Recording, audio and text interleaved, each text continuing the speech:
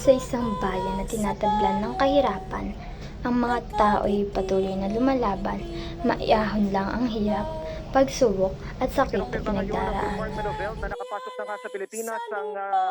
Mga Pilipino ay nahihirapan, silugmok ang sistema ay naapektuhan. Kinabukasan ng Pilipinas ay masisira dahil sa mga politiko at gobyernong sakim sa bayan. Paano na tayong Pilipino? Magtitiis na lang ba tayo hanggang dulo? Tunghayan natin ang pagsubok ni Mia. Sa loob ng masiglang bayan, ito ay may tinatagong kahirapan. Mga trabaho'y naghihirap, maiahon na ang kalupitan ng kapalaran. Saan pa lahat ng hirap-hirap na naman, tapos lahat ng problema sa gobyerno. Kaya mo talaga pag-asa.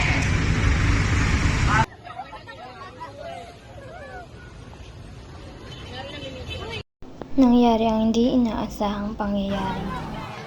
Ang kanilang maliit na tahanan nila Mia ay sinakop ng apoy, kumalat at nasira. Walang natira at sila'y naghanap ng pag-asa sa pamamagitan ng kaunting gamit na natira. Kung maayos lang sana ang sistema ng bansa, hindi na kailangan maghirap ng ganito ang mga tao. Paano na si Mia? Pero paano ang iba? Paano na si Mang Temyong ay isang jeepney driver na nawalan ng pasada dahil sa pagtaas ng presyo ng langis. Si Ate Grace na lumalaban sa kabila ng lugmok na sistema ng edukasyon sa Pilipinas. Lumalaban para sa maayos na edukasyon para sa mga estudyante na nangarap. Si Ka Andoy na dating aktivista na nagbabahagi ng istorya sa paglaban ng karapatan ng mga magsasaka.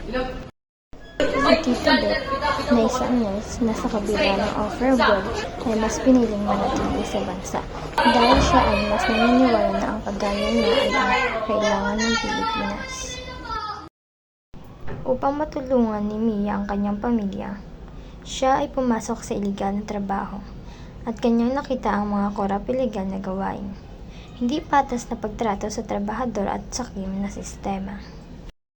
Isang araw, nakita niya si Mang Temyong na pinapangunahan ang protesta laban sa hindi pantay na pagtrato sa mga trabahador, na pinangunahan ng pinasukang trabaho ni Mia.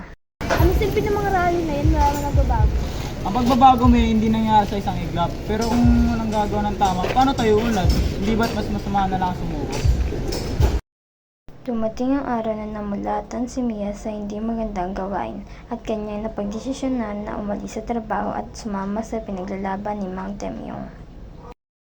Ang pagmamahal sa bayan ay hindi lamang para sa mga bayani o mamamayan. Ito rin ay para sa bawat isa, para sa mga Pilipino, magsasaka, guro, driver o manggagawa. Kung tayo-tayo at magtutulungan, walang bagyo o sunog na hindi natin kayang lampasan.